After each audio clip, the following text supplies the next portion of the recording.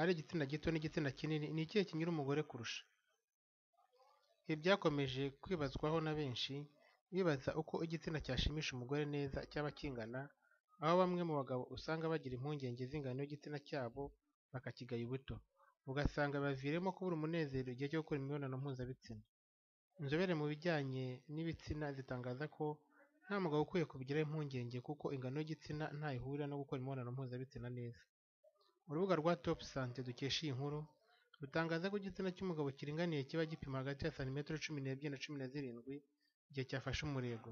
Hakaba n'abashobora kurenza izi ngero ariko ngo ntibikunze kubaho. Izi nzobere zivuga ko nta mugabo ukwiye guterwa ipfunwe n'ingano y'igitsina cye ngo ni kigufi, kuko n'abagore benshi batinya ibitsina bikabije kuba birebire. Ikindi gishobora gutuma abagabo batagomba guhangayikishwa n'ingano y'igitsina cyabo ni uko agace kabitse kunyurwa k'umugore kaba munsi ya santimetero 4 gusa uhereye ku gitsina inyuma, mu gihe muri rusange igitsina cy'umugabo gipima guhera kuri santimetero 12 kuzamura. Inama zitangwa ku bagabo bumva ko bafite igitsina gito ni ukwikuramo ko igitsina cyabo ari gito, kandi mu gihe bagiye gukora imibonano mpuzabitsina n'abo bashakanye bakanza gufata umwanya wo kubategura igihe gihagije.